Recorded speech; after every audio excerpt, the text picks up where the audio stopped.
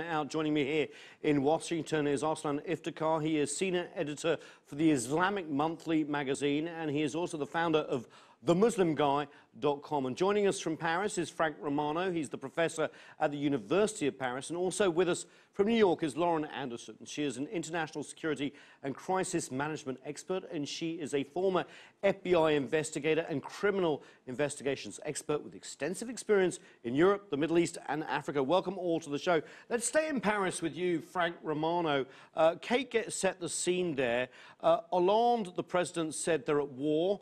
What does this war look like? Is it like the US after 9/11? No, this is definitely with a French character.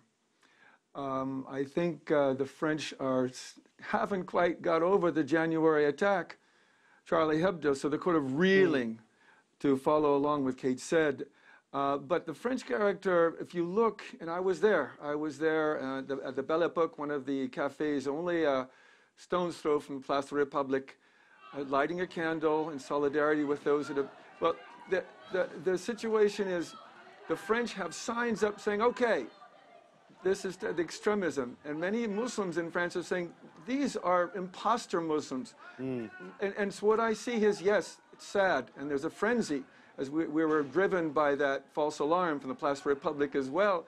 But on the other hand, there's also a call for calm. Let's mobilize, let's unite. Similar to Charlie Hebdo, let's interrogate ourselves about our own racism, ethnic, discrimination for religious or other purposes. I think something, even though I hate to say that we need disaster for something good to come from, but I think for the French style is not to go out there and just seek revenge, even though we talk about Mr. Hollande sending, several, bombers in to attack the head of ISIS at the headquarters in Raqqa in Syria. On the other hand, I believe there's some calm coming, but it's still frenzy here, and a lot of sadness and a lot of mourning. Right. But a French style is take a step back, let's interrogate ourselves, let's move forward, let's not let ourselves be taken hostage by these terrorists. Let's continue our life. Lauren, I want to bring you in here because obviously you must feel for the investigators here. The lack of intelligence on these attacks is one question. The fact they happened so soon, as Frank was saying, after Charlie Hebdo attacks 10 months before, and the fact it seemed to be so well planned and unfortunately executed. What's your view as an FBI professional and someone who's dealt with this all over the world? Thank you for the opportunity to talk about this. One of the significant challenges that the French face is the sheer volume of French nationals who have traveled to Syria. And the French are the best in the world. I was very lucky to have worked with them for many, many years, and their level of professionalism is at the top. But they're faced with a resource challenge, simple numbers. Having run investigations, terrorism investigations, both overseas and in the United States, I can tell you that the amount of resources that have to be dedicated just to one person, if you're going to conduct physical surveillance and/or electronic surveillance, is enormous. So the task that they're faced with in terms of managing the intelligence and also being in a position to track those they are aware of is enormous. And that's why the relationships and the intelligence sharing among European nations as well as with the United States and others throughout Africa and the Middle East is imperative. This is unquestionably a challenge. It marks a change in how ISIS has been conducting operations, because there's been a tendency, I think, to look at them not as a central command and control organization as we have so historically associated with Al-Qaeda.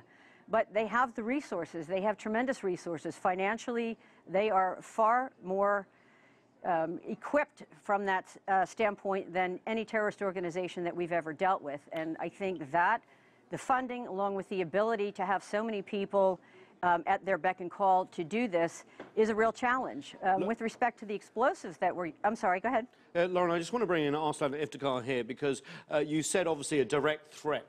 What is ISIL doing here in France? And there is a lot of questions obviously being raised about France's history, the fact that it has a large Muslim population, that, as Lauren said, a lot of, proportionally, French people have gone to fight with ISIL in Syria and Iraq. What's going on here and what's been the reaction?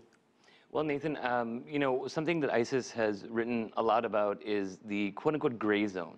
And what they're trying to do with these sorts of quote-unquote spectaculars or spectacular attacks is to decimate or destroy this gray zone of coexistence between Muslims and the West to help build up their potential recruitment So you pool. mean secular Muslims? No. So essentially, what they're trying to do is they want the West to lash out against their Muslim communities. They want Islamophobia to increase, European and in the West, to marginalize Muslims even more so that they could have more potential recruits. And so they write about this gray zone extensively, about how they're trying to decimate this gray zone of coexistence between the Muslims and their Western diaspora communities. And so that's why it's essentially important for Western societies to embrace their Muslim communities even more and not let ISIS win this propaganda war.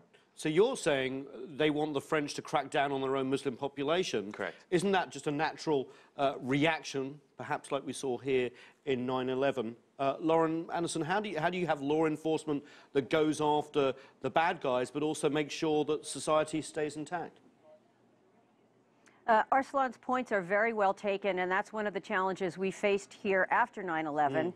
And it's a huge mistake to go after any segment of the population because they don't represent that religion, they don't represent Islam, and it's a real challenge. But I think that therein lies the thing that can help us move forward, and what I think is one of the only ways we're going to be able to effectively counter ISIS, and that is to be talking with people and have a dialogue. We don't fully understand, and Arslan, I'm sure, has views on this, why they have been so effective in recruiting. Certainly the adding to the animosity that some people feel towards Muslims is adding to it. We certainly have a component of outliers, but I'm of the view that there are other things going on, and we have to undertake a much more concerted effort to get at the root of what's appealing and talk to the young people that have come back, some of whom have cooperated. It's a small amount, and really try and understand what is so appealing about ISIS that allows them to recruit at a level far exceeding that of Al-Qaeda.